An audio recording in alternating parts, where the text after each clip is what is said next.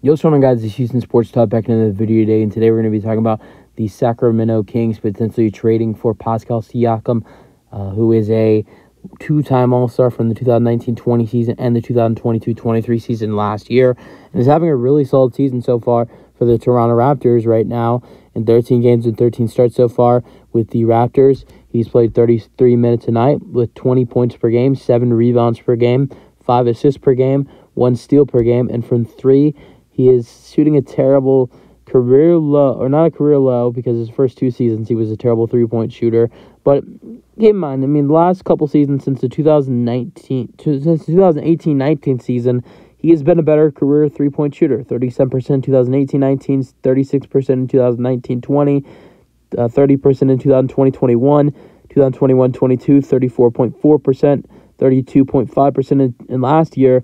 And right now, he's only shooting 24.5%. First 2 seasons in the NBA for Siakam, 2016-17 season, he shot 14.3%, and his second season, 17-18 season, shot 22%. So it's the lowest, this lowest amount of three-point percentage he's shooting since his first 2 seasons in the NBA, which was, 5 years ago. But yeah, he's still playing great basketball. Field goal percentage is nearly 50%, which is the highest field goal percentage he's had since the 2018-19 season, when he had 55% field goal percentage. So he's playing great basketball right now for the Toronto Raptors. And honestly, right now, I think he's kind of looked like an all-star. The points per game is, has it looking not so great, but he's having great games. Against the Wizards, I think last Monday, he had 36 points and 15 rebounds or 13 rebounds, whatever it was. He's putting up really good numbers right now. He's having some really good games, but he's also having some games where he looks really bad. So, scoring the basketball. But for the Kings to add him in would be great. It's been listed that they're interested in trading for one of 3 players: Zach LaVine, 2-time All-Star from the Bulls, Pascal Siakam, who we're talking about right now, and also OG Anunoby, who is also in the Toronto Raptors. The Kings would not be able to pull off a trade for both of these players, but they definitely could trade for either or. And the Raptors are playing great basketball right now, and they're top 10 in the Eastern Conference, and I could see it remaining that way with the basketball they're playing. So I think with the way Siakam's playing right now, I think it could be very hard for them to let go of Pascal Siakam. So I'm going to go ahead and say that it would cost a lot. I think in a trade making a trade with the Raptors, I think it would cost Harrison Barnes, Kevin Huerter, Davion Mitchell, 2 or 3 first-round picks, 2 or 3 second-round. I'm gonna go 2 or 3 first-round picks, 2 second-round picks, and 1 first-round pick swap for Siakam, who's an expiring contract. I would think 2 first-round picks with those 3 players, and then 2 second-round picks probably gets the deal done for Siakam. That's a lot.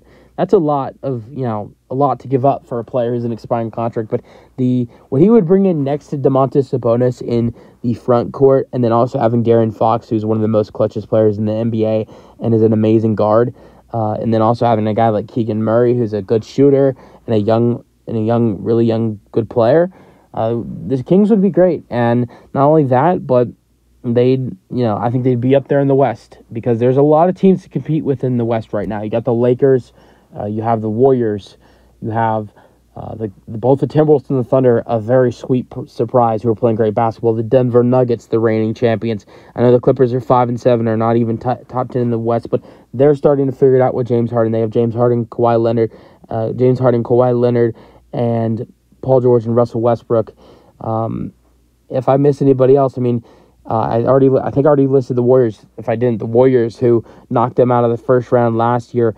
You've had some surprises. Another surprise in the West, the Rockets, who are at a 6-6 record. The Pelicans are not fully healthy and are still at 7-7. So the West has been good, and the Kings, I think, will have to be buyers at the trade deadline to keep what they're doing going to compete. To compete as contenders in the Western Conference.